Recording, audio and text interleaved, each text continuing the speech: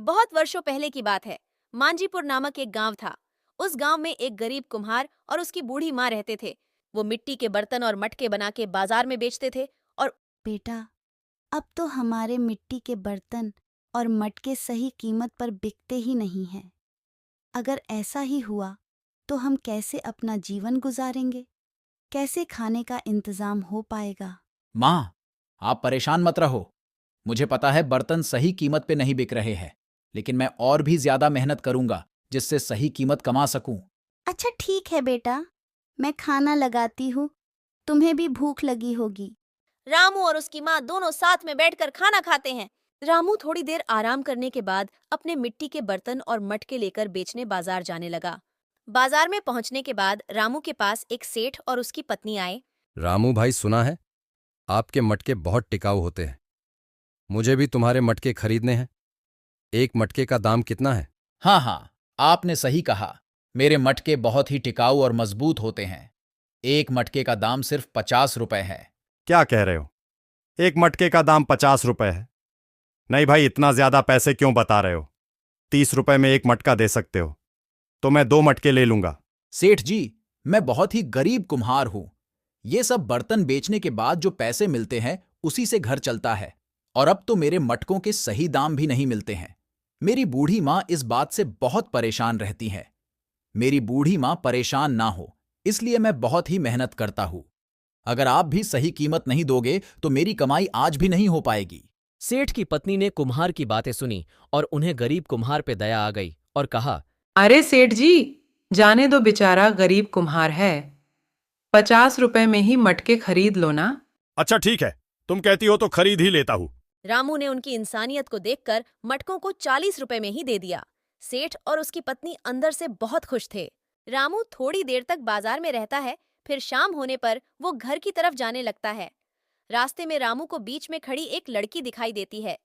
रामू सोचता है, ये कौन लड़की है जो बीच रास्ते में खड़ी है, और वो उस लड़की के पास जाता है और कहता है, आप कौन हो और इस तरह बीच रास्ते में क्यों खड़ी हो? मेरा नाम रश्मि है और मेरे पिताजी घर में हैं। जाओ उनसे बात कर लो। आओ आओ, तुम्हारा ही इंतजार कर रहा था। बाहर जो लड़की खड़ी थी वो मेरी पुत्री है। अगर तुम्हें मेरी पुत्री से विवाह करना है तो तुम्हें मुझे 10,000 नकद देना होगा। 10,000? ये तो बहुत ही बड़ी रकम है। मैं गरीब इतना पैसा कहां से लाऊंगा? चलो ठीक है, फिर भी मैं खूब मेहनत करूंगा ताकि मैं 10,000 रुपए जमा कर सकूं। दोनों राजी खुशी एक दूसरे की बात मान गए और रामू अपने घर चला गया। रामू ने घर जाकर अपनी माँ को सारी बात बता दी और कहा, मां, मुझे तो बहुत चिंता हो रही है। सेठ ने 10,000 की मांग की है। मैं कैसे इतने पैसे जमा करूंगा और उनकी पुत्री से विवाह करूंगा?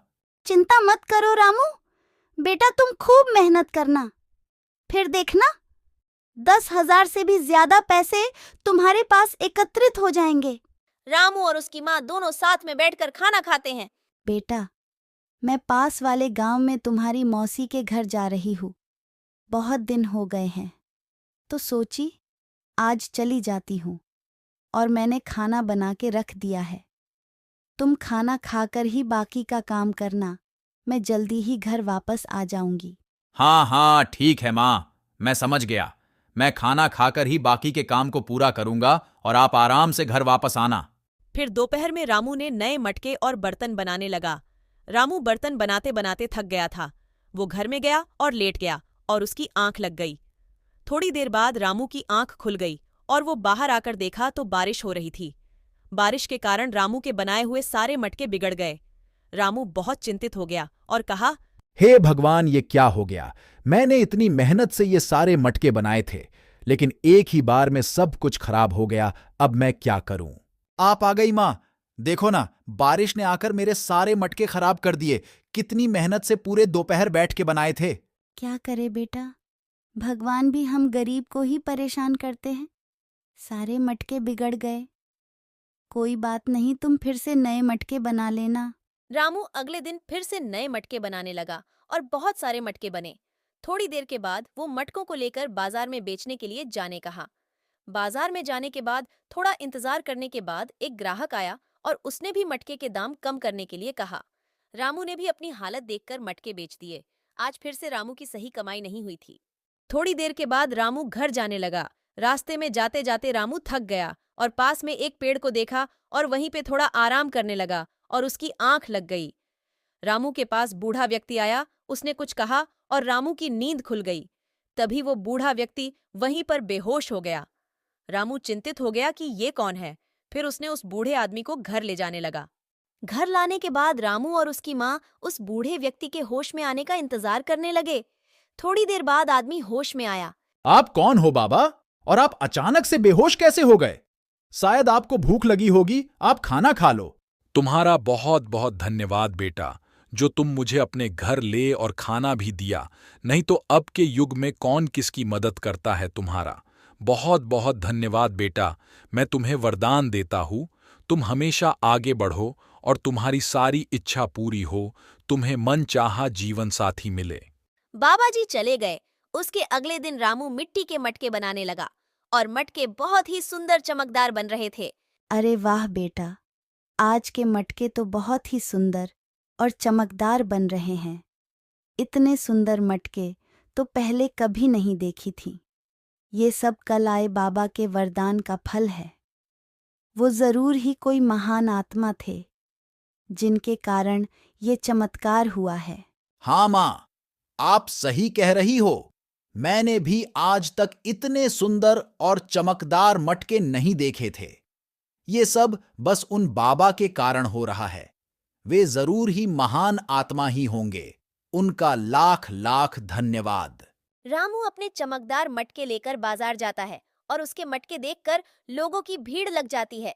रामू को मुंह मांगी कीमत मिलने लगती है और धीरे धीरे उसके सारे मटके बिक जाते हैं। माँ, आज तो अपने भाग्य ही खुल गए हैं।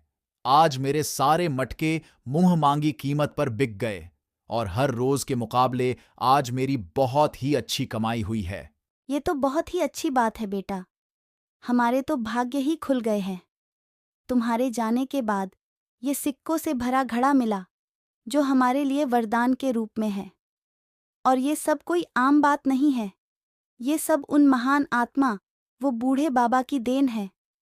और जाओ सेठ को मांग की रकम देकर उसकी पुत्री का हाथ मांग लो। ये लो सेठ जी, आपने जितने मांग किए थे वो 10,000 रुपए। अरे नहीं नहीं, मुझे ये पैसों की जरूरत नहीं है। मुझे तो तुम उस दिन ही पसंद आ गए थे, जब मैं तुम्हारे दुकान आया था। मैंने तो बस तुम्हारी ईमानदारी और मेहनती स्वभाव को जानने के लिए 10,000 की मांग की थी, और तुम ईमानदार और सच्चे इंसान निकले। मैं कल ही अपनी पुत्री का विवाह तुमसे करने के लिए तैयार हूं। अगले दिन ही रामू और रश्मि का सम्मान पूर्वक विवाह हो गया। सभी बहुत ही खुश थे। उस दिन के बाद से रामू और रामू की माँ, साथ ही रामू की पत्नी मतलब रश्मि खुशी खुशी जीवन जीने लगे।